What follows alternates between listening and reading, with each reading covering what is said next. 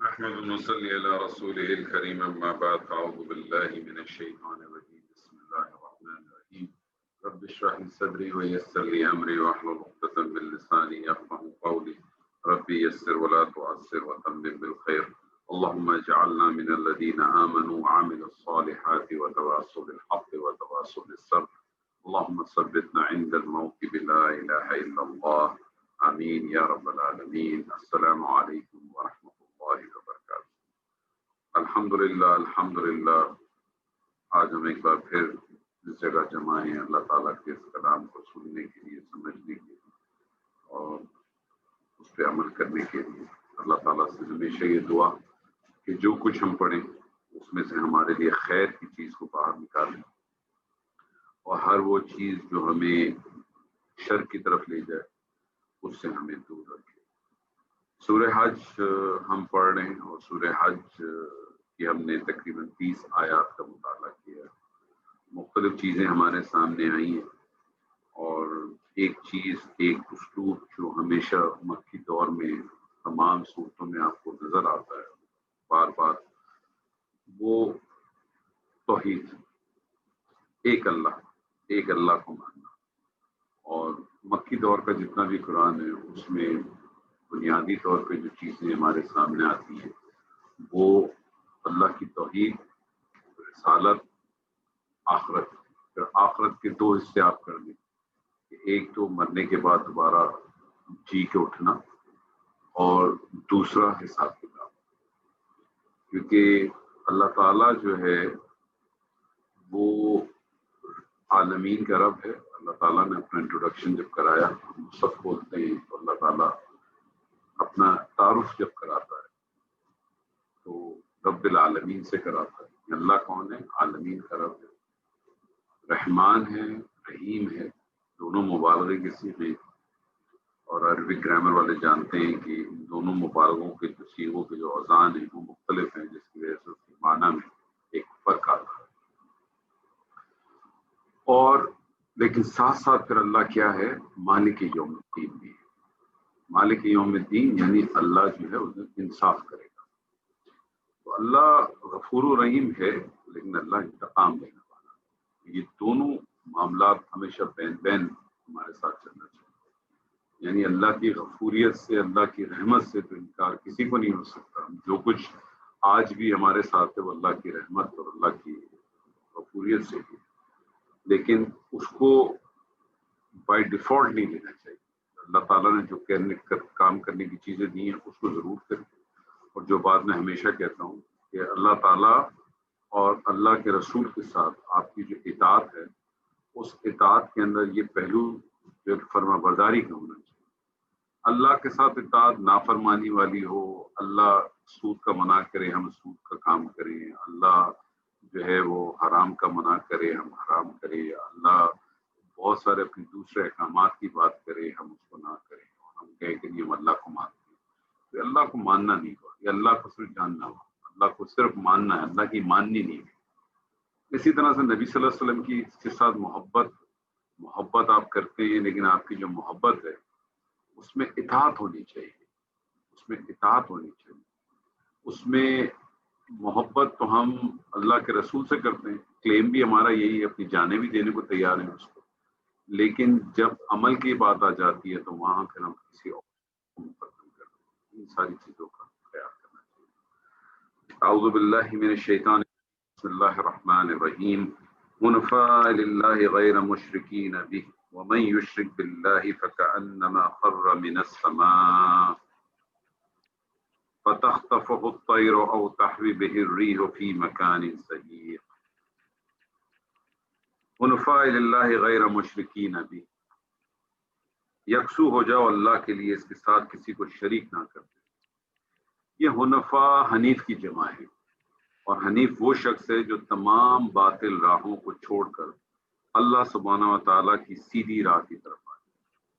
اور وہ سیدھی راہ یہ ہے کہ اللہ تعالیٰ کی ذات، صفات، عبادات میں کسی بھی چیز کو ذرہ برابر بھی شریک نہ کریں۔ یہ جو ہم بار بار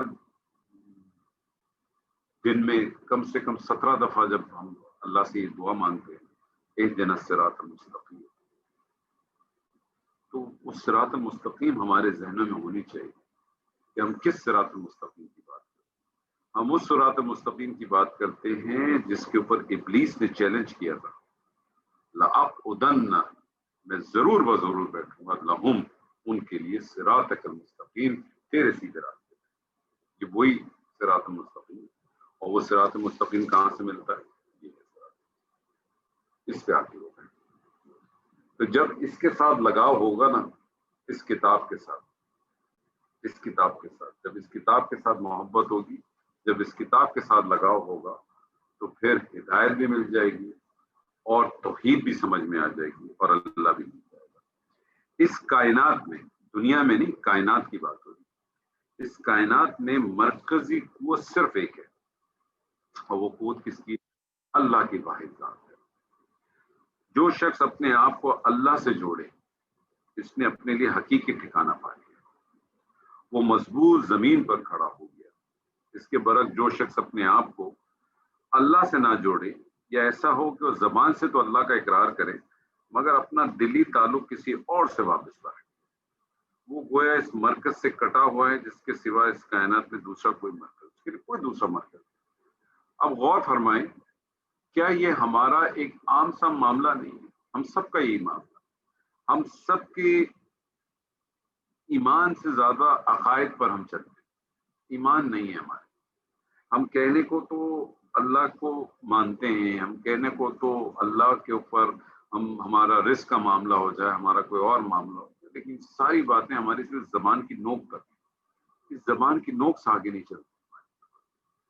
کیوں؟ کیونکہ ہمارے ایمان نہیں ہے، ہمارے عقائد ہیں. اور عقائد آپ کو پتا ہے کہ اوپر نیچے ہوتے ہیں، عقائد تبدیل ہو سکتے ہیں، ایمان تبدیل نہیں ہوتا. ایمان اوپر نیچے آئے گا لیکن ایمان تبدیل نہیں. پھر آگے اللہ فرماتا ہے کہ یعنی اللہ کی بندگی میں کسی اعتبار اور کسی پہلو سے بھی شرک کا جو ہے نا کوئی تصور بھی نہ ہے.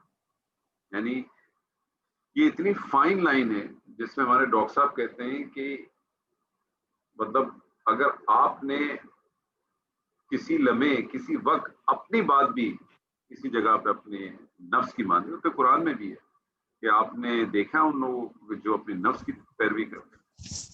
تو آپ نے کسی شخص کو بھی، کسی چیز کو بھی اللہ کی پرائرٹی کے اوپر کہیں بھی آپ نے ڈال دیا تو پھر معاملہ گڑبڑ ہو جائے گا، پھر وہ مشکل کام. وَمَن يُشْرِكْ بِاللَّهِ فَكَأَنَّمَا خَرَّ مِنَ السَّمَاءِ، اور جو کوئی اللہ کے ساتھ شرک کرے گا تو وہ ایسا ہی ہے جیسے آسمان سے گر پڑا. یعنی شرک کرنے والے انسان کی مثال ایسی ہے جیسے وہ کسی بلندی پر رسی کی مدد سے لٹکا ہو تو اس کی رسی کٹ گئی اور وہ ایک دم نیچے آ کے گر پڑا.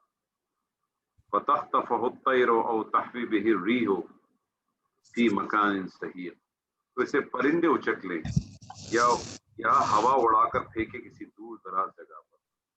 ایسے شخص کی اب کیفیت یہ ہے کہ جب وہ اوپر سے گرا تو ایسی ہے کہ جب وہ اس کے اوپر باز یا عقاب جو ہے جیسے شکاری پرندوں کے رحم و کرم پہ، وہ گر گیا نیچے، اور پھر تیز ہوا کا جھونکا اسے کسی کھائی میں گرا دے، کسی کھائی میں ڈال دے. تو مشرک کا انجام بھی ایسے ہی ہوتا ہے. تو اللہ کا دامن چھوڑ کر جب وہ بے سہارا ہو جاتا ہے، جبکہ جو توحید پرست شخص ہے وہ ایک سہارے پہ قائم ہوتا ہے. جیسے کہ سورہ ابراہیم کے اندر اللہ تعالیٰ فرماتا ہے نا کہ ثابت قدم رکھتا ہے اللہ اہل ایمان کو قول ثابت، کلمہ توحید جس کی بات ہوتی ہے، کے ساتھ دنیا کی زندگی میں بھی اور آخرت میں. تو حنیف ہونا، ہمارے یہاں تو بہت سارے لوگ بھی ہوتے ہیں جن کے نام بھی حنیف ہوتے ہیں، لیکن شاید ان کو یہ نہیں معلوم کہ ان کے جو نام حنیف ہیں اس حنیف کا اصل جو مقصد ہے وہ کیا ہے، اس کا معنی کیا ہے، اس کو لینا کس طرح سے.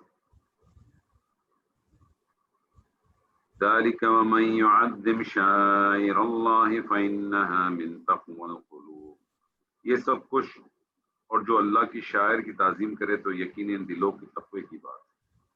یہ شاعر جو ہے یہ شیرہ کا جو ہے نا، شاعر کی واحد جو ہے نا وہ شیرہ ہے، اس کی شیرہ کی جمع ہے، اور لغوی اعتبار سے اس کا لفظ کا تعلق شعور سے، یعنی اس مفہوم میں ہر وہ چیز شاعر اللہ ہے جس کے حوالے سے اللہ کی ذات، اس کی صفات اور اس کی بندگی کا شعور انسان کے دل میں پیدا ہو. اور اس کی ایک تعریف اس طرح سے بھی ہے کہ شاعر جو ہے اس میں وہ چیزیں آتی ہیں کہ جن کو دیکھنے کے بعد آپ کو کوئی چیز یاد آ جائے, کسی کے بارے میں کوئی خیال آ جائے. اور جس طرح سے اللہ تعالیٰ کی بہت ساری شاعر ہیں جس میں سے اللہ تعالیٰ نے اس صورت میں یہ بتایا, اپنے جانوروں کے حوالے سے یہ بتایا. حج کے جو مناسک ہیں وہ بھی شاعر اللہ ہے. ان الصفا والمروہ یہ بھی نشانیاں ہیں. اور خود بیت اللہ, مقام ابراہیم, صفا مروہ یہ سب اللہ کے شاعر ہیں. لکم فیہا منافع الی اجل مسمى, اور اس کے اندر تمہارے لیے کیا ہے, تمہارے لیے قربانی کے جانور میں نفع کی ایک وقت معین تک. یعنی جب تک تم ان جانوروں کو جو حج کی قربانی کے لیے خاص نہ کر لیا ہے, جس کو ابھی تک خاص نہیں کیا, جانور ہیں آپ لے کے آئیں, جب تک آپ خاص نہیں کیا, یعنی خاص کرنے کا مطلب اس کو حدی نہیں کیا ہے, تک کیا ہے آپ اس سے جو جس قسم کا چاہو اس سے فائدہ اٹھاؤ. اس پہ سواری بھی کر سکتے ہو, اس کا اگر وہ دودھ دینے والا تو اس کا دودھ بھی پی سکتے ہو, اگر وہ ایسا جانور ہے کہ جس کا کوئی اون اس سے نکل سکتا ہے, اس کے بالوں سے بھی کر سکتے. لیکن ایک دفعہ جب حدی کر دیا یا قلائد کر دیا, قلائد کہتے ہیں کہ وہ جانور جن کے گلے میں آپ پٹے ڈال دیتے ہیں اور پھر وہ اللہ کے لیے آپ اس کو قربان کرتے ہیں. حدی کا بھی یہی معاملہ. اور نبی صلی اللہ علیہ وسلم سے ہمیں ملتا ہے کہ نبی صلی اللہ علیہ وسلم یہ حدی تو بہت ریگولر بیس پہ بھی کرتے تھے. میں لوگوں سے ایک سوال کرتا ہوں, ہمارے ایک بڑے اچھے ساتھی ہیں, وہ یہ سوال بھی ضرور کرتے ہیں جس کا آج تک ہمیں جواب نہیں مل سکا, کہ نبی صلی اللہ علیہ وسلم جب یہ مدینہ سے مکہ آئے تھے عمرے کی نیت سے, تو آپ نے عمرہ کیا, عمرہ تو نہیں ہو سکا تھا, طواف آپ نے اپنا احرام نہیں اتارا تھا, اور آپ اپنے ساتھ حدی لے کے گئے تھے, اور جو آپ کے ساتھ جو صحابہ تھے وہ بھی جو احرام اتار نہیں رہے تھے. تو وہاں پھر آپ کے ساتھ جو آپ کی جو زوجہ تھی, مجھے ان کا نام تو یاد نہیں آ رہا اس وقت, تو انہوں نے مشورہ یہ دیا کہ آپ ایسا کریں کہ آپ جو ہے نا حدی کر لیں, قربانی کر لیں اور احرام اتار. تو آپ نے وہاں حدی کی اور احرام اتار دی. تو ہمارے ساتھی ہمیشہ ایک سوال پوچھتے ہیں, تو کیا اس کا مطلب ہے کہ کیا عمرے کے بعد بھی آپ احرام اتار نہیں سکتے اگر جب تک آپ حدی نہ کریں؟ کیونکہ اس سے تو یہی لگتا ہے.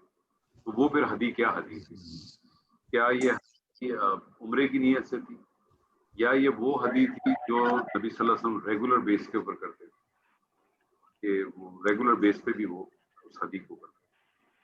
تو اگر یہ حدی عمرے والی حدی تھی تو اس کا مطلب ہے کیا یہ وہ سنت ہے جس کو ہم بھول چکے, یا اس میں کوئی تبدیلی آئی ہے؟ نہیں, قرآن کا درس سن رہا تھا, بیٹھو. یہ ایک اپنی جگہ پہ ایک سوال ہے, اس پہ آپ لوگ بھی کبھی غور کیجیے گا, کچھ پڑھیے گا, کوئی چیز آپ تو ضرور شیئر بھی کیجیے. یعنی قربانی کے جانوروں سے فائدہ اٹھانے کی اجازت بے شک ہے اس وقت تک جب تک آپ نے اس کو حدی نہیں کیا. ایک دفعہ آپ نے اس کو حدی کر لیا تو پھر آپ اس کے بعد آپ اس کے ساتھ وہ فائدہ نہیں اٹھا سکتے.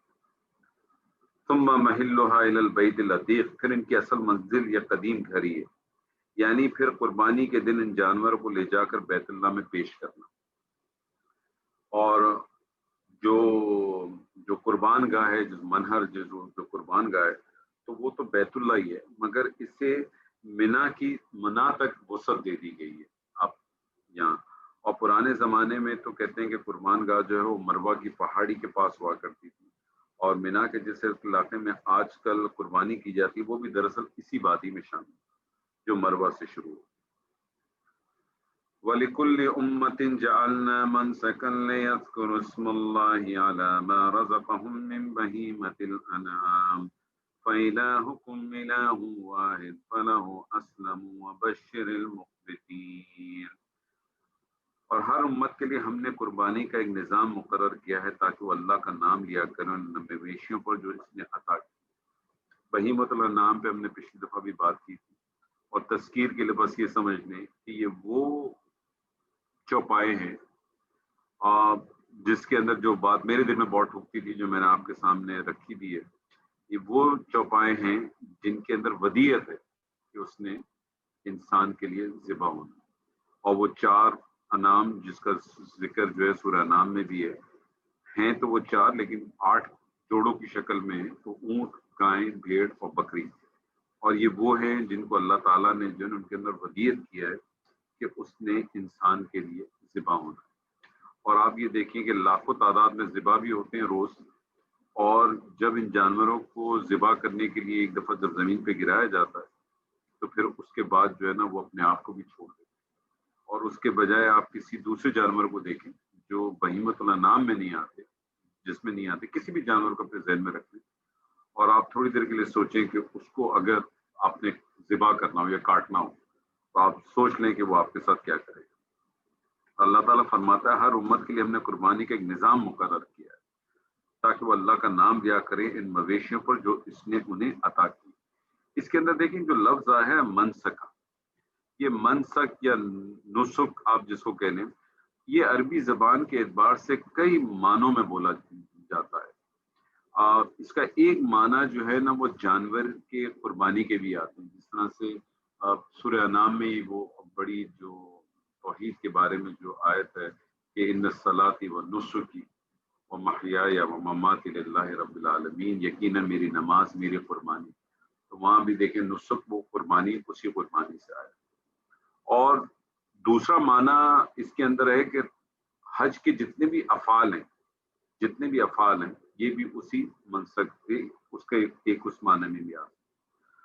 اور تیسرا جو معنی ہے وہ ہر قسم کی جو عبادت ہے نا، عبادات جو ہیں اس کے، تو یہاں یہ تینوں معنی مراد ہو سکتے ہیں، یعنی عموماً تو ترجمے میں یہاں قربانی دیا گیا ہے لیکن یہ تینوں معنی ہو سکتے ہیں، یعنی کہ آپ اس کو اس طرح سے ہر امت کے لیے ہم نے قربانی کا نظام مقرر کیا ہے، یا ہر امت کے لیے ہم نے حج کے افعال ہم نے مقرر کیے ہوئے، یا ہر امت کے لیے ہم نے جو ہے نا عبادات کے جو طریقہ کار ہے وہ ڈالے میں، تو وہ تینوں معنی جو ہے وہ یہاں بھی آپ اس کو اپلائی کر سکتے ہیں کہ کس طرح سے ہوں گے۔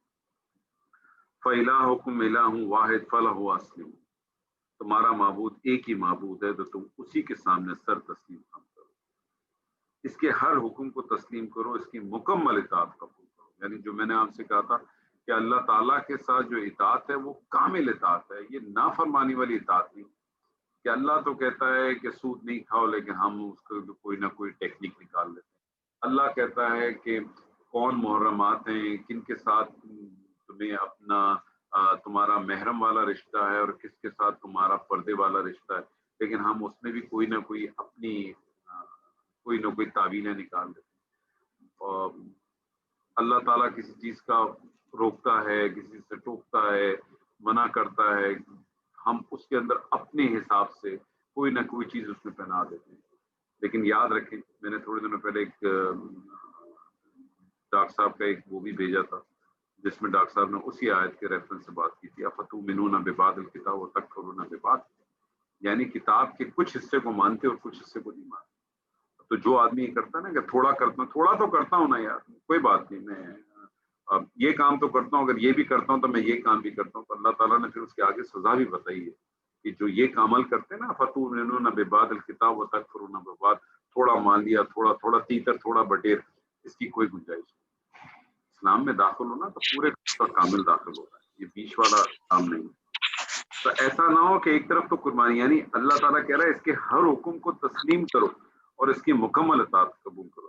ایسا نہ ہو ایک طرف تو قربانی دی جا رہی ہو اور دوسری طرف حرام خوری بھی جاری، دونوں چیزیں پیرالل تو نہیں چل سکتی۔ حرام کے مال سے قربانی کے جانور خریدے جائیں اور پھر فوٹو بھی بنوا کر اخباروں میں خبریں بھی لگوائی جائیں، ہوتا ہے ہمارے یہاں، بالکل عام ہے، اس میں تو کوئی بڑی بات نہیں ہے، عام سی چیز ہے۔ یہ سب کچھ اللہ کے یہاں قابل قبول نہیں ہے۔ اس کو معبود ماننا ہے تو پھر اس کی مکمل اطاعت قبول کرو، اس کی حرام کرتے چیزوں میں منہ نہ مارو۔ جس چیز کو اللہ نے منع کر دیا ختم ہو گئی بات، اس میں بحث ہی نہیں ہے۔ بحث ہوتی کب ہے؟ یہ سارا جو سیدنا علی سے کسی نے پوچھا کہ مسلمان اور مومن کا فرق کیا ہے، تو سیدنا علی نے کہا کہ مسلمان وہ ہے جو اللہ کو مانتا ہے اور مومن وہ ہے جو اللہ کی مانتا ہے۔ اس بات کو میں تھوڑا سا فریز ہمیشہ چینج کر دیتا ہوں، میں اسی بات کو تھوڑا سا ڈفرینٹ اینگل میں کہتا ہوں کہ مسلمان اور مومن کیا ہے کہ مسلمان جو تقوی اختیار کرتا ہے وہ مومن ہے، جو فتویٰ اختیار کرتا ہے وہ مسلمان۔ تو فتوے آپ کو مل جائیں گے، اور فتویٰ اگر آپ کو لینا بھی ہے فتویٰ اگر لینا بھی ہے تو پھر کس کا لے آدمی فتویٰ؟ آج میں نے فتوے کے اوپر بھی ایک ڈاکٹر صاحب کی ویڈیو بھی دی، تو فتویٰ بھی اگر آپ کو لینا ہے تو مفتی اعظم بھی کون ہے؟ اللہ سبحانہ و تعالیٰ کی ذات ہے، آپ اس سے لیں، اس کے فتوے لکھیں۔ اور اس نے ایک جو آج میں نے جو ویڈیو بھیجی ہے ڈاکٹر صاحب کی، اگر آپ نے اس کو سنا ہو آپ دیکھیں اس میں کیا ہے۔ سورہ مائدہ کی ایک ہی جگہ پہ 3 آیات آئی ہیں اور تینوں جگہ پہ اللہ نے لفظ ایک ہی استعمال کیے، لیکن ڈیفائن آخر میں آگے اللہ نے کر دیا کہ جو اس کتاب سے فیصلہ نہیں کرتا، وَمَن لَّمْ يَحْكُم بِمَا أَنزَلَ، جو اس کتاب سے فیصلہ نہیں کرتا، پہلے اللہ نے کہا وہ کافر ہے، پھر اللہ نے کہا کہ وہ ظالم ہے، پھر اللہ نے کہا وہ فاسق ہے۔ یعنی 3 کیٹیگری بتا دی، ایک کفر، ایک ظالم اور ایک فاسق۔ کافر کون ہے؟ کافر کہتے ہیں چھپا لیتا ہے، جو کسان ہوتا ہے، کسان اس کو بھی عربی میں کافر کہتے ہیں، کیوں؟ کیونکہ وہ زمین بیج کو چھپاتا ہے، کسی چیز سے انکار کر دینا، کسی چیز کو چھپا لینا۔ تو اگر آپ کے پاس دلیل نہیں آئی ہے، آپ بتا رہے ہیں کہ بھئی یہ کام ایسا کرو، اس طرح سے ہونا چاہیے، لیکن دلیل نہیں ہے اور سامنے والا انکار کرتا ہے یا چھپاتا، اس نے کفر کیا۔ دلیل آ گئی، آپ کیا کر رہے ہیں؟ دلیل آ گئی، آپ کیا کر رہے ہیں؟ اب اگر آپ نے چھپایا یا انکار کر دیا تو اب آپ کافر نہیں ہیں، اب آپ ظالم ہیں۔ کیوں؟ کیونکہ ظالم کا ظلم کے جو معنی ہیں وہ یہ ہے کسی چیز کو اس کے اصل مقام سے اٹھا کے دوسرے مقام پہ رکھ دینا۔ تو اب آپ نے ظلم کیا، یعنی ظالم جو ہے وہ کافر سے بھی بڑا ہے اور پھر اس سے بھی بڑا فاسق ہے۔ فاسق کون ہے؟ کہ جس کے پاس حق بھی واضح ہو گیا، سب کچھ واضح ہو گیا، شریعت بھی آ گئی، اب اس کے اندر وہ اپنی تعویلات سے اس میں کوئی نہ کوئی تبدیلی پا تو اور ہی زیادہ خطرناک ہے۔ یہ سب اللہ نے بتا دیا، ہم فتوے لیتے رہتے ہیں، اس کی ضرورت نہیں۔ تو اللہ کو تسلیم کرنا ہے، اللہ کو کہہ دیا کہ واحد اللہ ہے تو پھر اس کو اسی طرح سے تسلیم کریں۔ میں کبھی کبھار یہ سوچتا ہوں کہ نبی صلی اللہ علیہ وسلم کی وہ جو حدیث ہے کہ آپ نے فرمایا کہ جس شخص نے اخلاص سے کلمہ پڑھا وہ جنت میں جائے گا۔ اخلاص سے کلمہ ہے ہی کیا؟ جب آپ نے یہ کہہ دیا لا الہ الا اللہ، جب آپ نے یہ کہہ دیا، جب آپ نے نفی کر دی، ٹوٹل لا نفی جنس ہے نا، لا الہ الا اللہ لا نفی جنس ہے نا، عربی گرامر والے سارے لوگ اس بات کو جانتے ہیں۔ جب آپ نے تمام ہر قسم کے معبودوں سے نفی کر لی تو ختم ہو گئی بات، اب بات کس کی مانی جائے گی؟ تو اخلاص سے کلمے کا مطلب یہ نا، کلمے کی اصل جو بنیاد ہے وہ کیا ہے؟ کلمے کی اصل بنیاد پہلے انکار ہے، پھر اقرار ہے۔ اگر وہ آپ انکار نہ کریں تو اقرار کی کوئی اہمیت ہی نہیں ہے۔ اگر وہ آپ کا انکار کل نہیں ہے، اس اقرار کی کوئی اہمیت ہی نہیں ہے۔ اسی لیے میں ہمیشہ کہتا ہوں کہ ہمیں الہ کا مطلب ہی نہیں معلوم۔ آج کے مسلمان، خاص طور پر جو بر صغیر کا مسلمان ہے، اس کو الہ کا معنی ہی نہیں معلوم، اسی لیے اس نے کلمہ پڑھ لیا۔ مشرکین ہے کہ مکہ کو الہ کے معنی معلوم تھے، اس لیے اس نے کلمہ نہیں پڑھا۔ کیونکہ اگر الہ کی جگہ، میں ہمیشہ کہتا ہوں، اگر الہ کی جگہ وہاں رب کا لفظ ہوتا، ہو سکتا ہے وہ کلمہ پڑھ لیتے، ان کو کوئی پرابلم نہیں، کیونکہ رب میں تو، رب کی ربوبیت میں تو ان کی جو توحید تھی وہ نمبر 1 تھی۔ من خلق السماوات والارض، کس نے پیدا کیا زمین اور آسمان کو؟ لَيَقُولُونَ اللَّهُ، وہ ضرور بضرور کہیں گے اللہ۔ اس میں تو کوئی پرابلم ہی نہیں تھا، اس میں تو کوئی ایشو ہی نہیں تھا ان کا ایشو کس میں تھا؟ ایشو ہی تو الہ میں تھا۔ اور یہ میں بار بار بہت دفعہ میں یہ بات کرتا ہوں اور یہ بہت امپورٹنٹ ہے، ہم الہ اور رب، الہ کو سمجھنے کی کوشش کریں کہ الہ ہے کیا۔ الہ بندوں کے افعال ہے جن کی بنا پر اللہ الہ بنتا ہے۔ الہ ہے کیا؟ میں نے کس کی عبادت کرنی ہے، یہ کس کا کام ہے؟ بندے کا کام ہے۔ میں نے کس سے مانگنا ہے، میں نے کس پہ توکل کرنا ہے، میں نے کس کو سجدہ کرنا ہے، میں نے کس کی نظر باندھنی ہے، میں نے کس کے لیے ذبیحہ پیش کرنا ہے، یہ کس کے کام ہے؟ یہ بندوں کے کام ہے، یہ بناتا ہے الہ۔ رب تو اللہ کے اپنے خود کے اللہ کے افعال ہے، بارش برسانا اللہ کا کام ہے، آپ کا اس میں میرا کوئی کام ہی نہیں ہے۔ پیدا کرنا، مارنا، زمین سے اناج نکالنا، یہ اتنی بھاری زمین ہوتی ہے، ایک اتنا سا دانہ ہوتا ہے جو کسان ڈالتا ہے، وہ کیسے دانہ نکلتا، پھٹ کے نکلتا ہے زمین سے اور ایک تناور درخت بن جاتی ہے، اللہ کرتا ہے۔ یہ نشانی ہے ہمارے لیے۔ الہ کو جاننا تو بہت ضروری ہے. تو جب آپ کہتے ہیں کہ میں نے اس کو مان لیا ایک ہی معبود ہے، پھر ایک ہی معبود کی ماننی بھی تو ہے.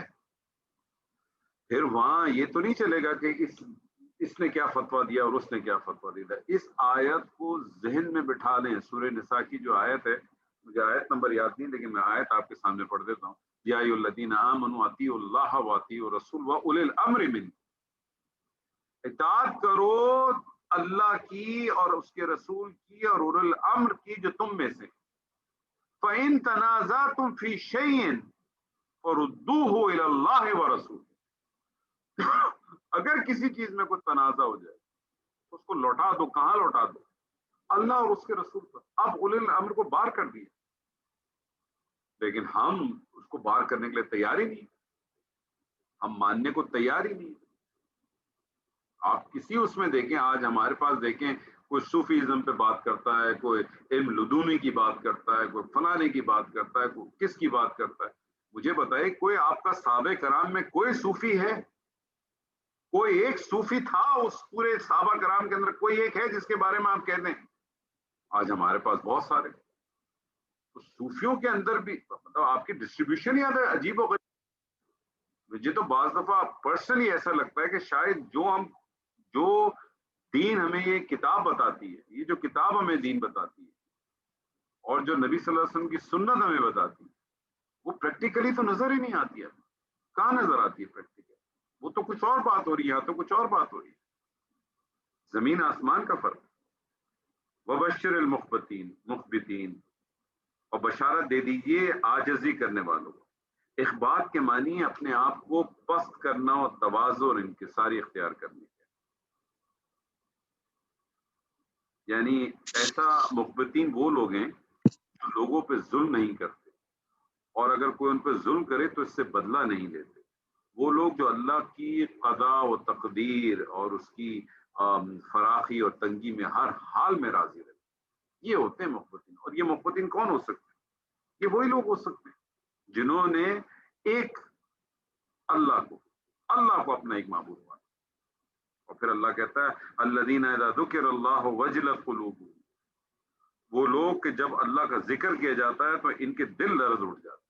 یہ وجل کے اصل معنی اس خوف کے ہیں. وجل کے اصل معنی اس خوف کے ہیں جو کسی کی عظمت کی بنا پر دل میں پیدا ہوتا ہے. وجل جو ہے وہ اس خوف کو کہتے ہیں جو کسی کی عظمت کی وجہ سے کی بنیاد پہ جو ہے نا دل میں پیدا ہوتا ہے. یعنی تواضع اختیار کرنے والوں لوگوں کی نشانی ہے کہ جب ان کے سامنے اللہ کا ذکر ہوتا ہے تو ان کے دل خوف سے کانپ اٹھتے ہیں. یہ سورہ انفال میں بھی یہ مضمون اسی طرح سے یہ آیا ہے نا کہ انما المؤمنون الذین اذا ذکر اللہ وجلت قلوبہم.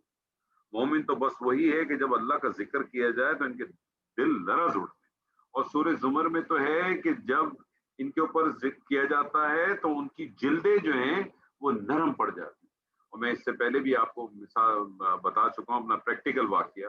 دو لوگوں کے ساتھ، ایک جو حرم کے جو ہمارے امام ہیں شیخ سعود شریم صاحب، اور دوسرے ہمارے یہاں جدہ کی ایک مسجد تھی اس کے اندر شیخ توفیق صاحب. آپ یقین مانے میں آپ سے جھوٹ نہیں کہتا، میں آپ سے بالکل جھوٹ نہیں کہتا، جب میں نے ان دونوں لوگوں سے ہاتھ ملایا تھا تو مجھے ایسا لگتا تھا کہ میں کسی جو ہے نا روئی بھی نہیں بلکہ مکھن نہیں ہوتا پگھلا ہوا، پگھلے میں مکھن میں اپنا ہاتھ دے دیا. میرے خیال میں شاید جو نیو بورن بیبی ہوتی ہے نا، نیو بورن بیبی کی اسکن کتنی سافٹ ہوتی ہے، اس سے بھی زیادہ سافٹ.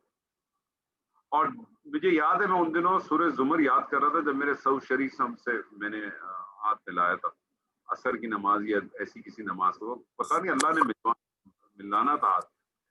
آپ یقین مانیں کہ مجھے اس وقت تک وہ آیت سمجھ میں نہیں آتی. کہتے ہیں نا بعض دفعہ آپ کو آیت اللہ سمجھاتا ہے اور سمجھانے کا کوئی نہ کوئی طریقہ. اللہ نے شاید مجھے وہ آیت سمجھائی اور میں اب دیکھتا ہوں اپنے ہاتھوں، ہمارے ہاتھ تو ایسی کیسی سخت، شاید کبھی کبھار نرم پڑ جاتے ہوں گے، شاید لیکن ایسے ہی سخت.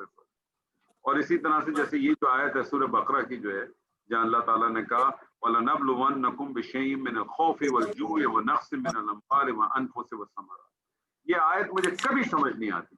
میں یہی سوچتا تھا کہ اللہ تعالیٰ کہتا ہے جو ہے وہ خوف سے کیسے خوف سے کیسے آزمائے گا؟ میں بھوک سمجھ میں آ گئی، مجھے مال کی کمی سمجھ میں آ گئی، اولاد کی کمی سمجھ میں آ گئی، مجھے خوف نہیں سمجھ میں آیا کہ اللہ خوف سے کیسے آزمائے گا. اللہ نے خوف سے آزمانا سکھایا. یہ پچھلے فیبروری سے لے کر اب تک کیا ہو رہا ہے؟ خوف ہی ہے نا. اور کیا چیز ہے مجھے بتائیے، کوئی تیسری چیز ہے؟ یہ جو جس کو آپ کرونا کہہ لیں، کووڈ کہہ لیں، جو بھی آپ نام دے دیں آپ اس کو، یہ سب کیا ہے؟ یہ خوف ہی تو ہے. اللہ تعالیٰ دکھاتا ہے. یہ ساری نشانیاں ہیں. قرآن کی کوئی ایسی آیت نہیں ملے گی، میں آپ کو بتاؤں، قرآن کی کوئی ایسی آیت آپ کو نہیں ملے گی کہ اگر آپ قرآن کا مطالعہ کریں وہ آپ کو پریکٹیکلی کہیں نہ کہیں چیزیں دکھائیں گی بے انتہا. میں اپنی اگزامپل دیتا ہوں. بہت ساری ایسی آیتیں کہ جو میں پڑھتا ہوں، جو میں نے پڑھی، جو میں ان کے ساتھ گزرا، وہ سامنے نظر آتی، پتہ چلتا ہے. اللہ دکھاتا ہے. اس سے دل لگانے کی بات، اس سے دل لگائیں، اس سے دل لگانا چاہیے. یہی اصل چیز ہے. ہم اس سے دل نہیں لگاتے. تو مومن تو بس وہی ہے کہ جب اللہ کا ذکر کیا جائے تو اس کے دل جو ہے نا لرز اٹھے. یہ لیکن یہ دل لرز اٹھنا کیسے؟ یہ جو جب ہم کہتے ہیں نا، جب تقویٰ کی ہم بات کرتے ہیں تو تقویٰ میں آپ دیکھیں عموماً آپ کو جو معنی ملتا ہے وہ یہی ملتا ہے کہ جو ڈر گیا یا جس نے بچ گیا. یہ ڈرنا، یہ بچنا کس چیز کا؟ یہ ڈر، یہ خوف کس چیز کا؟ یہ تقوی میں ڈر کس چیز کا؟ یہ ڈر اس چیز کا، اللہ کی محبت، اللہ کی رحمت ہم سے نہ چلی جائے، اس چیز کا ڈر ہے. یہ کوئی کسی خطرناک جانور کا ڈر نہیں ہے. یہ بالکل ویسے ہی ہے جیسے آپ کو اپنے والد صاحب سے ہوتا ہے کہ والد صاحب کو برا نہ لگ جائے، یار وہ کہ مجھے ایک تھپڑ نہ مار دیں ایک دفعہ. وہ جو ایک چیز ہوتی ہے نا، اس کی وجہ سے آدمی کرتا ہے. اللہ کے ساتھ بھی آپ کا معاملہ ایسا ہونا چاہیے کہ آپ کا بالکل، آپ کو اللہ کے ساتھ ڈر بھی ایسا ہی ہے اور اللہ کے ساتھ محبت بھی آپ کی ایسی. اس کے ساتھ وہ تو آپ سے بے انتہا محبت کرتا ہے، بے انتہا. شہر کے بھی قریب آپ ادھر ادھر بھاگتے ہیں ڈھونڈنے کے لیے، ادھر ادھر جاتے ہیں ہم، ادھر ادھر. آپ مانگے تو صحیح اس سے، ایسا ہو ہی نہیں سکتا. وہ تو کہتا مانگو مجھ سے. کون ہے مجھ سے مانگے گا؟ کون ہے؟ آؤ. ہم ہی نہیں مانگتے. شاید ہمیں مانگنا نہیں آتا، یا ہم اپنے آپ کو اتنا وہ سمجھتے ہیں کہ ہم لائق ہی نہیں سمجھتے کہ ہم اللہ سے مانگیں. ایسا لگتا ہے مجھے. مانگے بھائی، ہر چیز مانگے. وہ ایک حدیث ہے جس کا مفہوم ہے کہ اپنے جوتے کا تسمہ بھی جو ہے وہ بھی آپ نے مانگنا ہے تو اللہ سے مانگے، بالکل مانگے، لیکن اس کے لیے اس کی کچھ احکامات کو بھی پورا کریں. دنیا میں جو کچھ اللہ آپ کو دے رہا ہے، آپ یقین مانیں، میں آپ کو دوبارہ کہوں گا، میرا ہو سکتا ہے شاید یہ اسٹیٹمنٹ اچھا نہ بھی لگے، کہ آپ مان لیں میری بات، اللہ تعالیٰ جو کچھ ہم کو دیتا ہے وہ اس لیے نہیں دیتا کہ ہم کلمہ گوئیں. کیونکہ اللہ تعالیٰ اگر ہمیں اس لیے دیتا کہ ہم کلمہ گوتے تو نبی صلی اللہ علیہ وسلم کی اس حدیث کو یاد رکھے جہاں آپ نے فرمایا کہ اللہ کے نزدیک اگر اس دنیا کی اہمیت ایک مچھر کے پر کے برابر بھی ہوتی، ایک مچھر نہیں ہے، ایک مچھر کا پر، ایک مچھر کے پر کے برابر بھی ہوتی، تو کسی ایک کافر کو پانی کی ایک بوند بھی نہیں ملتی. جو کچھ آپ کو دنیا میں مل رہا ہے وہ تو اللہ نے آپ کا لکھ دیا ہے. جب آپ رحم میں تھے نا اپنی ماں کے، 120 دن ہوئے تھے، جب فرشتوں نے آ کے جو روح پھونکی تھی، جان تھی روح نہیں تھی، جان تھی روح نہیں تھی، تو جب روح پھونکی تھی اسی وقت آپ کا سب کچھ لکھ دیا گیا تھا، اس میں سب لکھ دیا گیا تھا.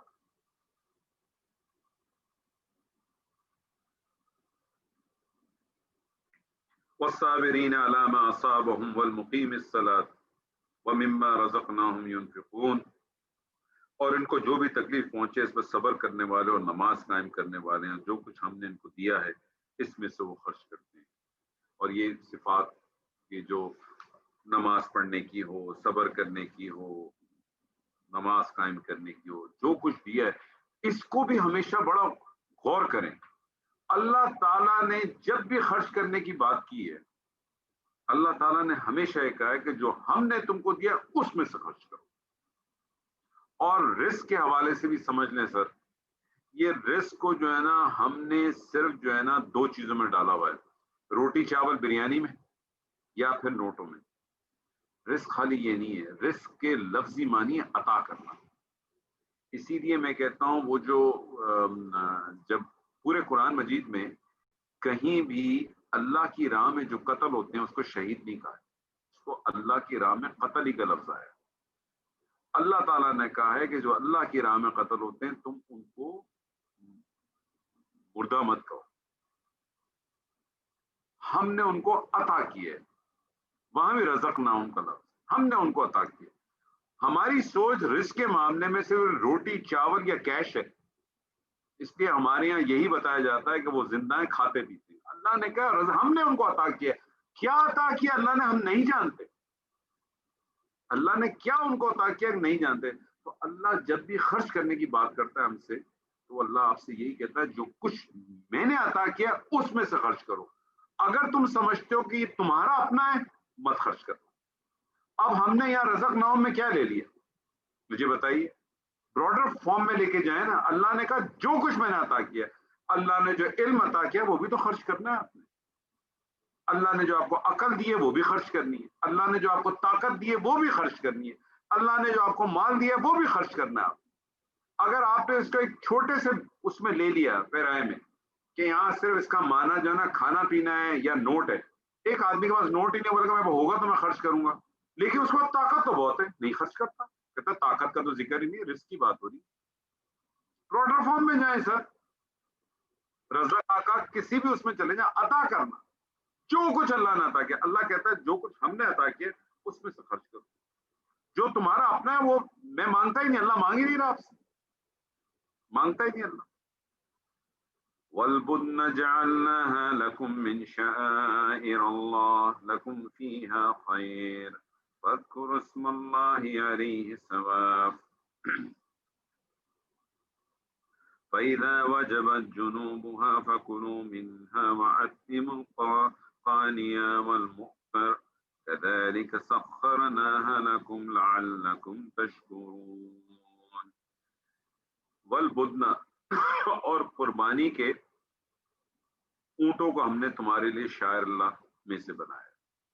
یہ بدن جو ہے اس کے لفظ کا جو لغوی طور پہ جو ہے یہ وہ ہر اس بڑے جانور کے لیے, ہر عظیم جو بڑا جانور ہو نا اس کے لیے استعمال ہو سکتا ہے. تاہم عرب میں یہ لفظ اونٹوں کے لیے جو ہے نا خاص ہو گیا, اسی لیے آپ کو تراجم میں بھی جو ہے قربانی کے اونٹوں کی طرف سے آیا. بدنا کا جو لفظ آیا ہے اس کو قربانی کے اونٹ, لیکن اگر آپ لغوی طور پہ دیکھیں تو ہر بڑا جو جانور ہو وہ اسی میں ہی آتا ہے. اور پہلے شاعر اللہ کی عمومی ذکر ہو رہی ہے, ابھی ذکر کیا گیا ہے کہ قربانی کے اونٹ بھی اللہ کے شاعر میں سے ہیں. اب آپ یہ بھی دیکھیں, قربانی کے اونٹ جو ہیں یہ بھی پھر اللہ کے شاعر میں سے, اور ان میں تمہارے لیے بہت سے فائدے اور بھلائی ہیں. کیا فائدے ہیں؟ تم ان پہ سواری کرتے ہو, سامان لانے لے جانے میں کام آتے ہیں, اور دودھ بھی پیتے ہو, ان کا اون بھی استعمال ہوتا ہوگا, حتیٰ کہ ان کی کھالوں اور ہڈیوں سے بھی بہت سارے فوائد حاصل ہوتے ہیں. اور چونکہ قربانی کے اونٹ قابل تعظیم ہیں تو اسی لیے پھر جو ہے کیونکہ شاعر اللہ تعظیم ہے تو بڑی خوبصورت اللہ تعالیٰ نے ان سے کہا ہے, یہاں جو بات کی ہے فَاذْكُرُوا اسْمَ اللَّهِ عَلَيْهِ صَوَافٍ, تو تم ان پر اللہ کا نام لے لو انہیں صفوں میں کھڑا کر کے. یعنی ایک تو اس کے اندر یہ سمجھ لیں آپ کہ ان کا جو قربانی کرنے کا بھی جو طریقہ کار ہے نا, وہ یہاں ثواب جو آیا ہے وہ تو اگر بہت زیادہ ہو تو آپ نے ایک صفوں میں اس کو کھڑا کر دیں. ہمیں ملتا ہے کہ حجۃ الوداع کے موقع پہ نبی صلی اللہ علیہ وسلم نے جو ہے وہ 100 اونٹوں کی قربانی دی تھی, اور کتابوں میں آتا ہے کہ جس میں سے 63 اونٹ جو ہے وہ نبی صلی اللہ علیہ وسلم نے خود اپنے ہاتھ سے جو ہے وہ ان کو نہر کرا تھا. اور آپ کو پتا ہے کہ یہ اونٹ کو نہر کرنے کا جو اس کو اونٹ کو جو ہے اس کو جو کرتے ہیں اس کو نہر کہتے ہیں, اسی لیے یوم النہر بھی کہلاتا ہے یہ دن جو ہے قربانی کا. اور اس کا کرنے کا طریقہ بھی بڑا وہ ہے, آپ لوگوں نے یقیناً جنہوں نے اونٹ کی قربانی دیکھی ہوگی تو اس کو کرتے کیا ہے کہ اس کا جو ہے نا جو عموماً دایاں پیر یا بایاں پیر جو ہے نا اس کو فولڈ کر کے باندھ دیتے, اور پھر کسی جو نیزہ ہو یا جو تیز دھار چھری ہو اس سے اس کے پھر اس جگہ کے اوپر جو اس کا جگہ ہوتی ہے اس جگہ پہ اس کو ڈال کے مارتے, تو پھر اس کا خون نکلتا ہے بہت زیادہ, اور وہ پھر جو خون نکلتا ہے تو پھر وہ گر جاتا ہے، کیونکہ اتنے بڑے جانور کو ویسے گرانا جس طرح سے آپ گائے کو یا بکرے کو گراتے ہیں اتنا ممکن نہیں اس طرح سے. تو نبی صلی اللہ علیہ وسلم کے بارے میں آتا ہے کہ آپ نے اسی طریقے سے جو ہے وہ 63 اونٹوں کو اپنے ہاتھوں سے جو ہے نا وہ نہر کیا اس کا، اور بلکہ یہاں تک آیا ہے کہ وہ جیسے ہی ایک اونٹ کے اوپر چھری جب یہ کام کرتے تھے تو کہتے ہیں کہ اگلا اونٹ جو ہے نا فوراً اپنی گردن خود حاصل کر دیا تھا. تو گویا نبی صلی اللہ علیہ وسلم کے ہاتھوں ذبح ہونا ان کے لیے بہت بڑا اعزاز بھی تھا. تو یہ تو ایک اب مطلب ان اونٹوں کے لیے بھی بہت بڑا اعزاز تھا کہ وہ کس طرح سے وہ کرتے. اور پھر آپ یہ دیکھیں کہ جب وہ اللہ تعالیٰ فرماتا ہے کہ جب وہ اس کے بعد ہوتا کیا ہے کہ وہ جو ہے نا ایک پہلو کے اوپر جو ہے وہ اونٹ اگر آپ دیکھیں تو وہ اپنے خود بخود گر جاتا ہے. یعنی جب وہ خون بہنے سے اونٹ کمزور ہو جاتا ہے تو پھر ایک طرف کو اپنی کروٹ پہ گر جاتا ہے. فَكُلُوا مِنْهَا وَأَطْعِمُوا الْقَانِيَ وَالْمُعْتَرَّ. تو اب اس میں سے خود بھی کھاؤ، کنات سے بیٹھے رہنے والوں والے سوال کرنے والوں کو بھی کھلاؤ. یعنی حاجت مند بھی دو طرح کے ہوتے ہیں. حاجت مند بھی دو طرح کے ہوتے ہیں. ایک وہ جو کچھ اللہ نے انہیں دے رکھا ہے اسی پر صبر و شکر کرتے ہیں اور ضرورت مند ہونے کے باوجود بھی کسی کے سامنے سوال نہیں کرتے. اور دوسرے لوگ وہ ہوتے ہیں جو احتیاط سے مجبور ہو کر لوگوں سے سوال کرتے ہیں. اللہ تعالیٰ یہ فرماتا ہے کہ دونوں کو اسی طرح سے دینا چاہیے. بلکہ آپ اس طرح سے سمجھ لیں کہ یہ جو سفید پوش لوگ ہوتے ہیں نا، جو لوگوں سے ڈیمانڈ نہیں کرتے، لوگوں سے مانگتے نہیں، ان کا تو بڑا خیال رکھنا چاہیے. بلکہ ان کو تو اپنے اطراف میں ڈھونڈنا بھی چاہیے.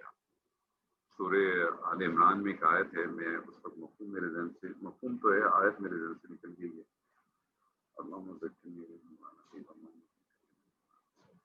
بہرحال اس کا مفہوم اسی طرح سے کہ ہمیں اپنے اطراف میں ان لوگوں کو ڈھونڈنا چاہیے جو سفید پوش لوگ ہوتے ہیں، جو اس قسم کے ہوتے ہیں، اور خاص طور پر وہ لوگ جو اللہ کے دین کے لیے کچھ کام کرتے ہیں، اللہ کے دین کو قائم کرنے کے لیے، اللہ کے دین کے لیے کچھ کام کرتے ہیں، ان کو تو اپنے ہاتھوں سے ڈھونڈنا چاہیے، رادر کہ وہ لوگ جو اپنے ہاتھوں سے ڈیمانڈ کرتے ہیں. تو ایسے موقع پر ان سفید پوشوں کو مت بھولو جو اپنی خودداری اور قناعت کے سبب کسی کے آگے جو ہے نا سوال نہیں کرتے، لیکن ان کے ساتھ ان محتاجوں کو بھی کھلاؤ جو اپنے محرومے کے ہاتھوں بے قرار ہو کے مانگنے کے لیے آپ کے پاس آئے.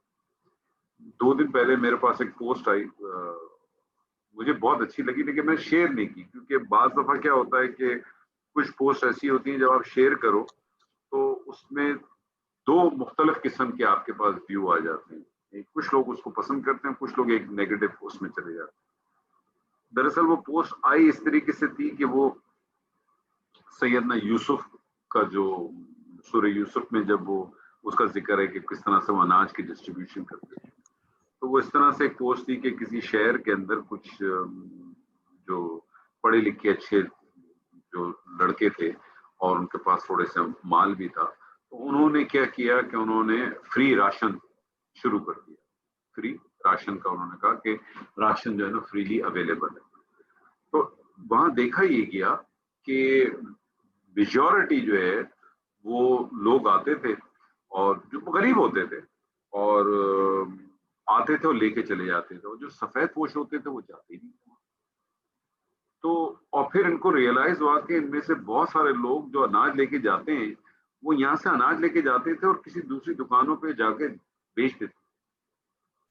انہوں نے کہا یہ تو ہمارا مقصد ہی فوت ہو گیا. پھر ان میں سے کسی ایک نے ان کو ایک اسی حوالے سے، مطلب میں آپ کو حوالہ بتا رہا ہوں، کس نے اس کو جوڑا ہے جس طرح سے کہ کسی نے ان کو مشورہ دیا کہ ایک کام یہ کرو بھائی کہ تم یہ کام تو کر ہی رہے ہو، تم ایسا کرو کہ اس کے اوپر یہ لگا دو کہ اس کی بہت لو پرائسز پر ہے، یعنی 15 روپے کی چاول کی بوری، 20 روپے کی یا 30 روپے کی آٹے کی بوری. جب انہوں نے یہ پیسے لگا دیے تو وہ جو مفت خور جو آ رہے تھے، جو ان کا مقصد جو تھا وہ یہ تھا کہ یہاں سے لے کے آگے جا کے بیچنا، انہوں نے تو آنا چھوڑ دیا. اب جو سفید پوش لوگ تھے انہوں نے کہا چلو وہ بھی چلے گئے، ان کے پاس کسی کے پاس جو تھوڑے بہت پیسے تھے وہ پیسے لے کے وہاں پہنچ گئے، اور انہوں نے پھر وہی کام کیا کہ ان کو وہ سامان بھی دیا اور سامان کے ساتھ ساتھ جو انہوں نے پیسے دیے تھے وہ پیسے بھی ان کے ساتھ واپس. تو جو میسج تھا وہ میسج یہ تھا کہ جو سفید پوش لوگ ہوتے ہیں، جو آپ کے آگے ہاتھ نہیں پھیلاتے، جو کسی کے آگے ہاتھ نہیں پھیلاتے، ہمیں اپنے اطراف میں ڈھونڈنا چاہیے، ہمیں اپنے اطراف میں ان کو ڈھونڈنا چاہیے، ان کا خیال رکھنا چاہیے. اور اگر آپ کو لگتا ہے کہ وہ کسی طریقے سے وہ اس طرح سے نہیں ہوگا تو کوئی ایسا ان کے ساتھ انتظام کر دینا چاہیے، کوئی ایسی چیز کر دینی چاہیے. مطلب ہم میرے جاننے والے ہیں، میں ان کا نام نہیں لیتا، وہ تو کہتے ہیں آپ اس طرح سے کام کر دیا کریں کہ اگر آپ کو لگے نا کہ ایک شخص ہے، جیسے مثال کے طور پر ایک شخص ہے جو دین کا کام کرتا ہے، یا کسی مسجد میں پڑھاتا ہے، یا کسی دفتر میں کام بھی کرتا ہے اور پڑھاتا بھی ہے، اس کے پاس اتنا وقت نہیں. تو اب آپ اس کی مدد کرنا چاہتے ہیں، لیکن آپ کو معلوم ہے کہ میں اگر اس کو ایک کوئی مہینہ باندھ دوں، کہ میں اس کے 10,000 روپے باندھ دوں، یا 20,000 روپے باندھ دوں، یا 50,000 روپے باندھ دوں، میں اچھے کھاتا پیتا ہوں، میں 50,000 روپے دے سکتا ہوں، لیکن مجھے ڈر ہے کہ وہ لے گا نہیں. تو کہتے ہیں آپ کریں کیا، آپ ان کو تھوڑا سا لالچ دیں کہ آپ بولے یار آپ کچھ پیسے دیں میرے ساتھ بزنس میں لگا دیں. مثال کے طور پر آپ نے ان کو کہا کہ اس نے کسی بھی طرح سے جوڑ توڑ کر کے آپ کو 50,000 روپے، 1,00,000 روپے آپ کو لگا دیں، اور آپ اس کو طریقے سے جو نا ہر مہینے کہ ماشاءاللہ اس بار اتنا پروفٹ ہو گیا، یہ جی اس بار آپ کے 10,000 روپے آ گئے، اگلی دفعہ آپ بولیں 12,000 آ گئے، کسی نے آپ 8,000 دے دیں، کسی 20,000 دے دیں. آپ بات سمجھ رہے ہیں؟ کہنے کا مقصد یہ ہے کہ آپ کے پاس بہت سارے طریقے ہیں جو آپ کر سکتے ہیں، لیکن ہم کیا ایسا کرنا چاہتے ہیں؟ کیا ہم کبھی کوشش کرتے ہیں؟ کیا ہم ایسا کریں؟ کبھی ہم سوچتے بھی ہیں؟ کبھی کسی نے بڑا خوب کہا ہے نا کہ آپ لوگوں کو ضرور مچھلی پکا کے بھی کھلائیں، لیکن ساتھ ساتھ کوشش کریں کہ ان کو مچھلی پکانے کا سامان بھی پرووائڈ کریں. تو یہ دونوں کام ہمیں کرنے چاہیے، سارے کام کرنے چاہیے. مطلب اس کا مطلب یہ نہیں ہے کہ آدمی جو ہے نا وہ بالکل ہی جو دوسرے ہیں ان کو چھوڑ دے، ساحل کو بھی دیں اور غیر ساحل کو بھی. ساحل سے بھی انکار نہ کریں. اگر آپ کا دل نہیں مانتا، اگر آپ کا دل نہیں ٹھکتا، تو ساحل کو جھڑکے نہیں کم سے کم. آپ کو نہیں معلوم کہ وہ واقعی کتنا سائل ہے کہ نہیں. تو ان کچھ چیزوں کا جو ہے نا بنیادی طور پر خیال رکھنا بھی بڑا ضروری ہے ہمارے. اور پھر اللہ تعالیٰ کہتا ہے کذالک سخرنا لکم لعلکم تشکرون، اسی طرح سے ہم نے ان کو تمہارے لیے مسخر کر دیا تاکہ تم شکر کرو. اونٹ کتنا بڑا ہے مجھے بتائیے، اسے کتنا بڑا جانور ہے. کبھی اونٹ کو قربانی ہوتے دیکھا ہے؟ بعض دفعہ ایسا بھی ہوا ہے کہ اونٹ کو جب قربان کر رہے ہوتے ہیں نا تو وہ کسی وجہ سے بھڑک جاتا ہے اور بھاگ جاتا ہے، اور خون اس کا بہ رہا ہوتا ہے اور رسی بھی توڑ دیتا ہے، یا رسی نہیں ٹوٹ بھی تو کچھ نہ کوئی گڑبڑ ہو جاتی. کبھی آپ دیکھیں اس کا حال کیا ہوتا ہے. اور آپ کو معلوم ہوگا جو لوگ سعودی عرب میں ہیں، خاص طور پر ہائی وے پہ، جو مدینہ کے ہائی وے پہ، جو یا ریاض کے ہائی وے پہ، یا دوسروں پہ ہائی وے پہ، اب تو پھر بھی کم ہو گیا. ایک زمانے میں کتنے ایکسیڈنٹ ہوتے تھے، اور میجورٹی ایکسیڈنٹ اونٹ سے ہوتے تھے، کیونکہ اونٹ اتنا لمبا تڑنگا ہوتا تھا، گاڑی لگتی تھی اس کے بالکل پہ گھٹنے کی طرف یا نیچے کی طرف لگتی تھی، اور ٹھک لگتی تھی. اونٹ اتنا بھاری، وہ آ کے ایسے گرتا تھا، بونٹ پہ گرتا تھا، پوری گاڑی جو ہے ایسے ہو جاتی. کتنے سینکڑوں لوگ اس کے اندر، لوگوں کی جو ہے نا روڈ ایکسیڈنٹ کے اندر اونٹ کی وجہ سے موتیں ہوئی. اتنا بھاری ہے. تو اونٹ اتنا بڑا جانور ہے، اگر اللہ تعالیٰ نے اسے تمہارے لیے اس انداز سے مسخر نہ کر دیا ہوتا تو کیا یہ ممکن ہے کہ تم اسے مار کے اس کا نہر کر لیتے اور پھر اس کا گوشت کھاتے؟ یہ ممکن. اسی لیے میں نے آپ سے کہا یہ وہ انعام ہے، بہیمت الانعام ہے، جن پہ اللہ تعالیٰ نے رعایت کی ہے. لیکن خاص اونٹ کو اور خاصیت دی کہ اس کو اللہ تعالیٰ نے شاعر اللہ بھی کہ، یعنی خالی یہ نہیں کہ جو بہیمت انعام میں تو ہے، اللہ نے اس کو نازل بھی کیا. سورہ انعام کے اندر آتا ہے کہ اللہ تعالیٰ کہتے ہیں کہ ہم نے 8 جوڑے جو ہیں تمہارے لیے نازل کیا. اب نازل سے مراد یہ نہیں کہ آسمان سے اٹھتے ہوئے آئے تھے، وہ مطلب جو چیز اسپیشل ہے اس کو اللہ تعالیٰ اسی طرح سے فرماتا ہے. تو یہ اللہ کا شکر ادا کرو. لن ينال الله لحومها ولا دماؤها ولكن يناله التقوى منكم كذلك سخرها لكم لتكبروا الله على ما هداكم وبشر المحسنين. اللہ تک نہ تو ان کے گوشت پہنچتے اور نہ ان کے خون، لیکن اس تک پہنچتا ہے تمہاری طرف سے تقویٰ. مشرکین قربانی بھی پہلے تھی. کوئی بھی عمل ایسا نہیں ہے کہ جو اس امت کے اندر نیا آیا ہو. اس چیزیں قربانی پہلے بھی تھی. مشرکین کی عادت تھی کہ جب وہ کسی قربانی کا جانور کرتے تھے تو بتوں کے نام پہ ہی ہوتا تھا، کسی نہ کسی لات منات کسی کے نام پہ بھی کرتے تھے. اور کرتے کیا تھے کہ اس کا گوشت اس کے سامنے، اس بت کے سامنے جس کے ذبح کیا اس کے سامنے رکھ دیتے تھے، اور اس کا خون جو ہے وہ اس بت کے جسم پر، جو بھی بت انہوں نے بنایا ہوتا تھا اس پہ مل دیتے تھے. بتوں کے سامنے جو رکھا ہوا گوشت ہوتا تو ان کے مجاور اٹھا کے لے جاتے تھے، اور جو خون وہ لگا دیا تو وہ بتوں کو صاف بھی کر دیتے تھے. اور جب وہ اللہ کے نام کی قربانی کرتے تھے تو بھی گوشت کو کعبہ کے سامنے لا کے رکھ دیتے تھے یا کسی اور جگہ پہ کرتے تھے. اور کچھ جگہوں پہ لکھا ہے کہ وہ یہ بھی کرتے تھے کہ کعبہ کی دیواروں پہ بھی یا اس پہ بھی خون جو ہے نا اس کو چھڑکنے کی کوشش کرتے تھے. تو ان کے خیال کے مطابق کیا تھا کہ قربانی کا مطلب یہ ہوتا ہے کہ اس کا گوشت خون پیش کر دیا. اس آیت میں اللہ تعالیٰ نے اس ظاہری نظریے کی تردید کرتے ہوئے فرمایا ہے کہ اللہ کو نہ تمہارے قربانی کے جانوروں کی گوشت کی ضرورت ہے اور نہ ہی خون. میں ہمیشہ لوگوں سے کہتا ہوں کہ اللہ تعالیٰ نے، جب بہت سارے لوگ یہ سوال کرتے ہیں نا کہ قرآن مجید میں نماز کا ذکر کہاں ہے یا فلانی چیز کا ذکر کہاں ہے، تو میں یہ کہتا ہوں کہ کیا اگر آج کے دور میں قرآن نازل ہوتا تو کیا نماز کا ذکر آتا ہے؟ نہیں آتا. لیکن آج جو ہماری نمازوں میں خرافات پیدا ہو گئی ہیں اس کا ذکر آ جاتا. اس کی میں 2-3 ایگزامپل ہمیشہ لوگوں کو دیتا ہوں کہ آپ دیکھیں کہ سورہ انفال میں اللہ تعالیٰ نے کہا کہ ان کی عبادت کیا ہے؟ سیٹیاں بجانا اور تالیاں مارنا. وہ زمانے میں حج کو اسی طرح سے کرتے تھے. اسی طرح سے پھر ان کی ایک عادت تھی کہ وہ عرفات تو جاتے تھے، مزدلفہ نہیں جاتے تھے. اللہ نے وہ بھی وضاحت کر دی کہ وہ بھی جانا ہے آپ نے. اسی طرح سے جو لوگ جو ہے وہ اعتکاف کرتے تھے، لیکن اعتکاف میں بھی کچھ ایسے تھے کہ جو اپنی بیویوں کے ساتھ ہمدردیاں نہیں کرتے تھے، وہ بھی اللہ تعالیٰ نے بتا دیا.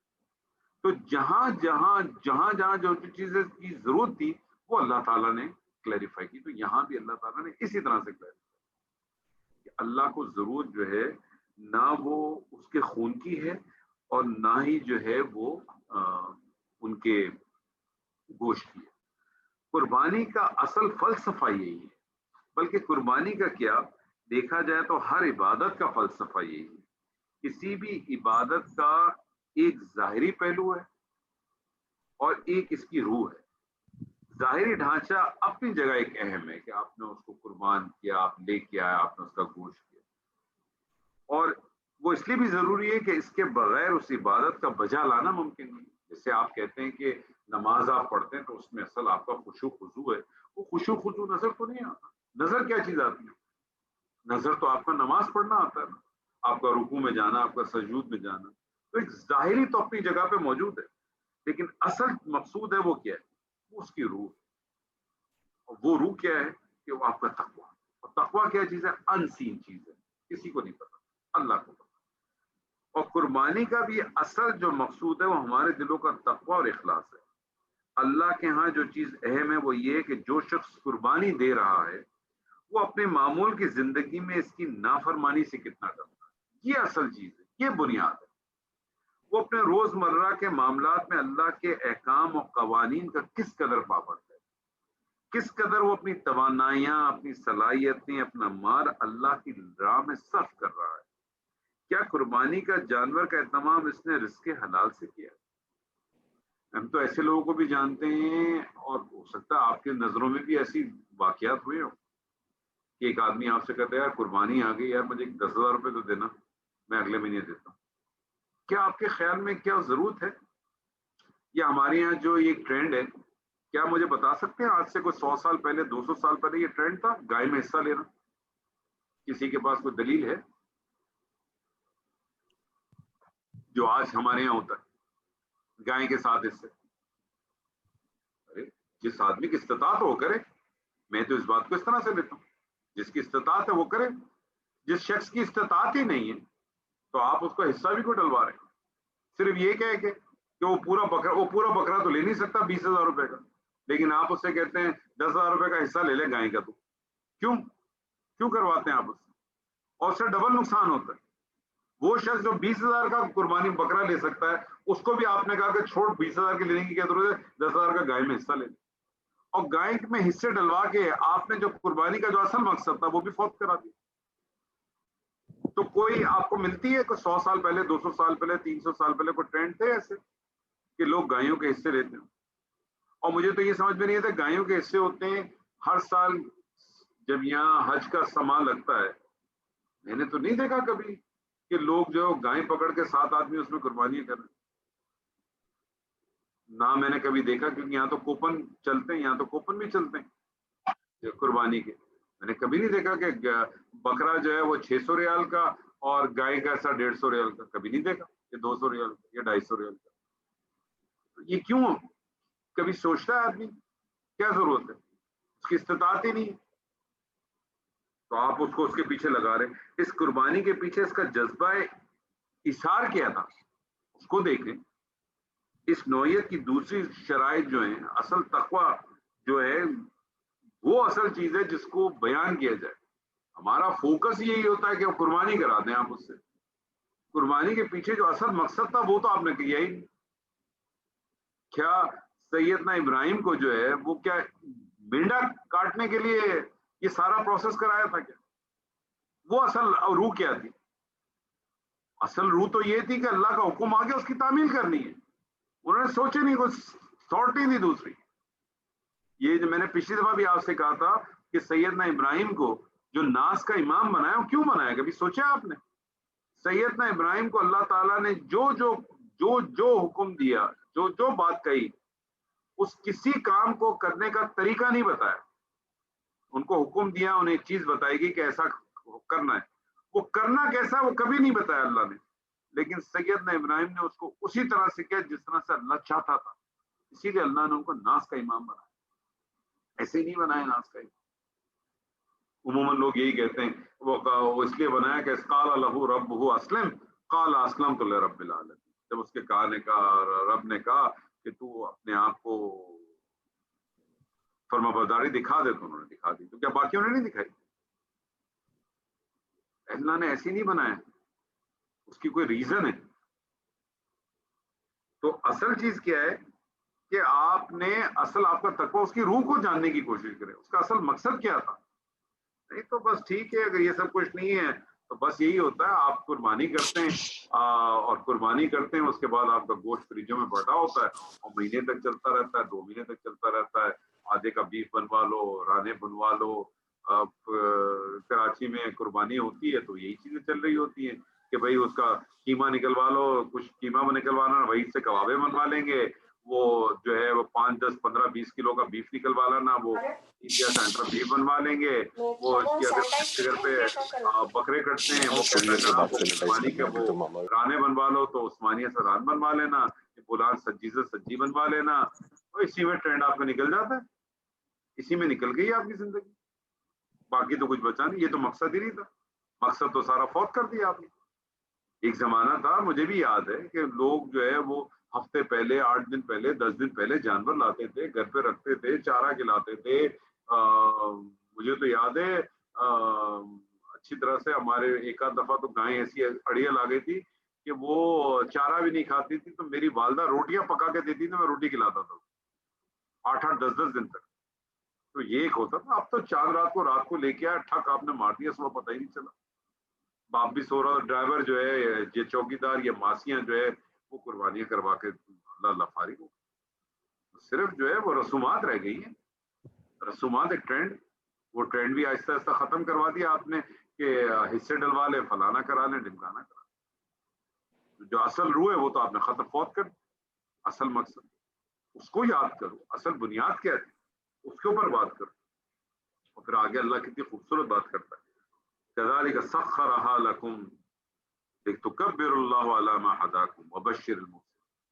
اور اسی طرح اس نے تمہارے لیے مسخر کر دیا تاکہ تم اللہ کی تکبیر کیا کرو اس ہدایت کو جو اس نے تمہیں بخشی. مسلمان سال میں 2 عیدیں مناتے ہیں. مسلمان سال میں 2 عیدیں مناتے ہیں. ایک عید الفطر ہے جو روزوں کے بعد ہے، اور دوسری عید الاضحیٰ ہے جو حج کے ساتھ اٹیچ ہے. بڑی خوبصورت بات ہے اس میں، بڑا خوبصورت نقطہ ہے. ڈاکٹر صاحب نے بڑا خوبصورت نقطہ اس کے اندر دیا ہے کہ سورہ بقرہ میں جہاں روزوں کا ذکر آیا ہے وہاں بھی اس کے بعد یہی حکم وارد ہوا، وَلِتُكَبِّرَ اللَّهُ عَلَى مَا هَدَاكُمْ وَلَعَلَّكُمْ تَشْكُرُونَ. اور یہاں بھی آیا لِتُكَبِّرَ اللَّهُ عَلَى مَا هَدَاكُمْ وَبَشِّرِ الْمُحْسِنِينَ.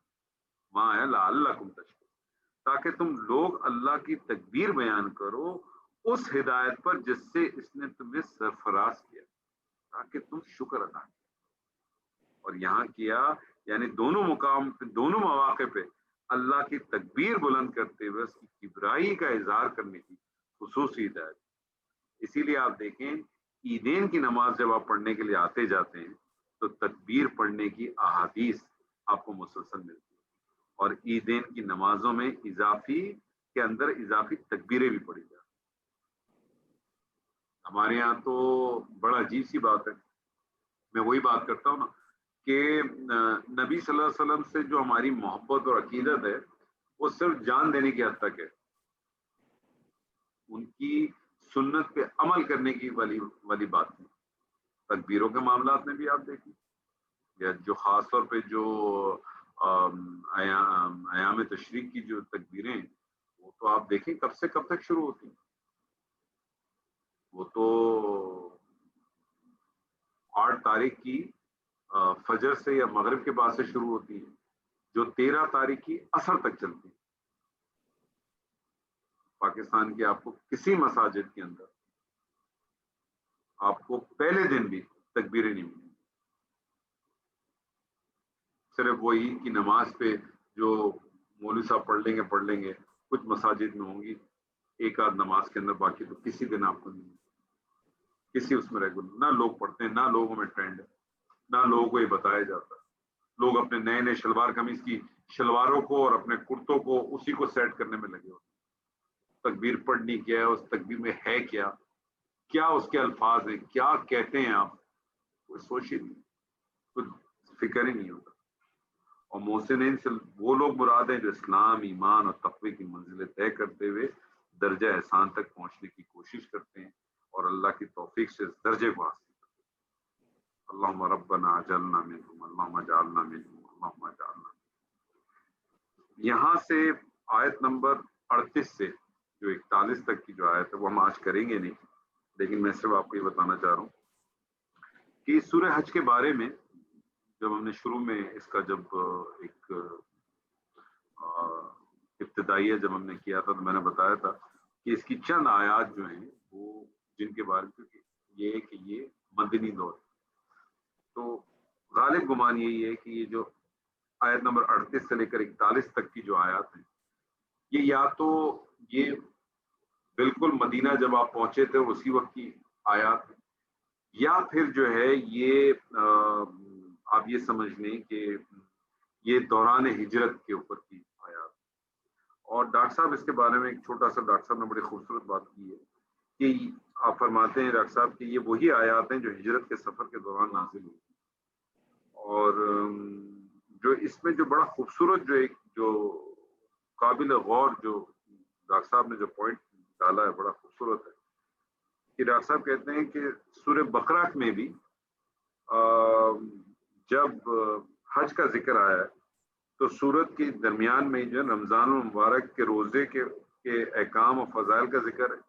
اس کے بعد 2 رکوع میں جو ہے وہ قتال فی سبیل اللہ اور مناسک کے احکام پہ مشتمل.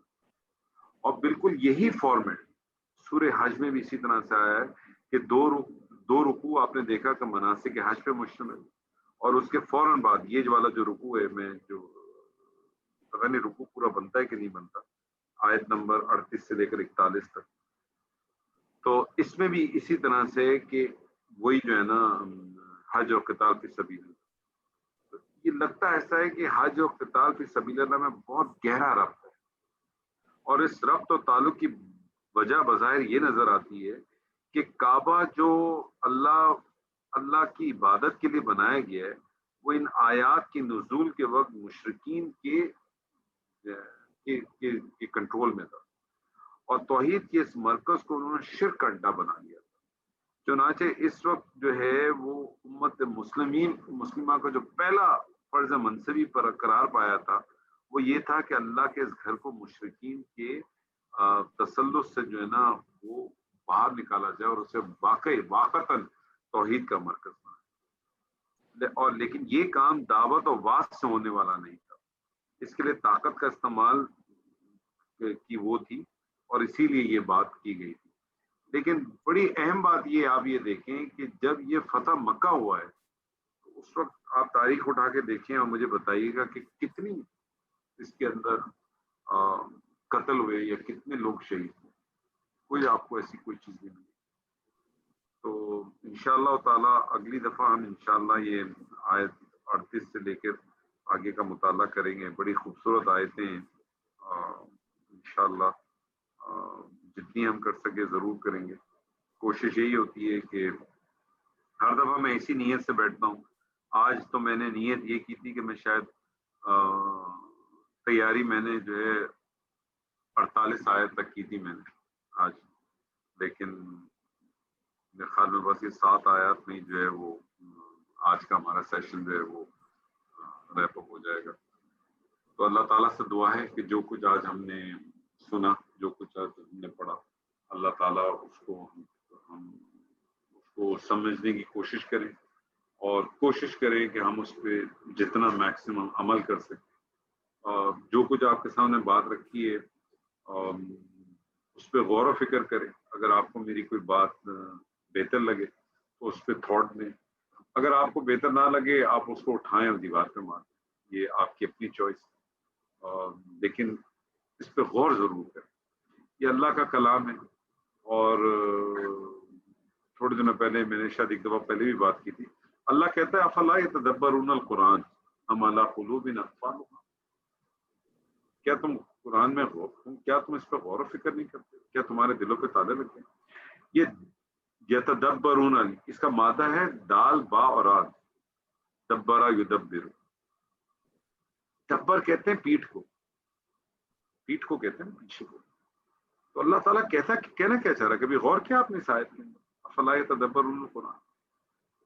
یعنی اللہ تعالیٰ یہ کہنا چاہتا ہے کہ یہ جو الفاظ ہیں, یہ جو الفاظ ہے الحمدللہ رب العالمین, اللہ کہتا ہے اس سے غور و فکر, اس کے پیچھے دیکھتے ہو کبھی اس کے پیچھے اللہ کیا نہیں کرتا؟ یہ جو لفظ الحمدو ہے, کبھی اس کے اوپر سوچا ہے کہ الحمدو ہے کیا؟ الحمدو میں ہے کیا؟ الحمدو میں ثنا بھی ہے اور الحمدو میں شکر بھی ہے. کبھی آپ نے سوچا یہ الحمدو میں ثنا بھی ہے اور شکر بھی ہے تو کیا فرق پڑتا اگر اللہ اس کو کر دیتا؟ حمد کو, ثنا کو عربی میں مد کہتے ہیں, تو اگر اللہ کہہ دیتا المدح والشکر تو کوئی فرق پڑتا؟ کبھی سوچا ہے ہم نے ایسا؟ کیوں نہیں سوچا ایسا؟ کیوں؟ تو اللہ کہتا ہے یتدبرون قرآن, تم اس پہ تدبر غور و فکر. میں ہی سوچتا تھا کہ غور و فکر سے کیا مراد. اب مجھے جا کے یہ سمجھ میں آتا ہے کہ غور و فکر سے مراد ہے کہ جو الفاظ تم دیکھتے ہو, کبھی تم نے یہ ان الفاظوں کے پیچھے دیکھا ہے کہ ان الفاظ کے پیچھے مقصد ہے کیا؟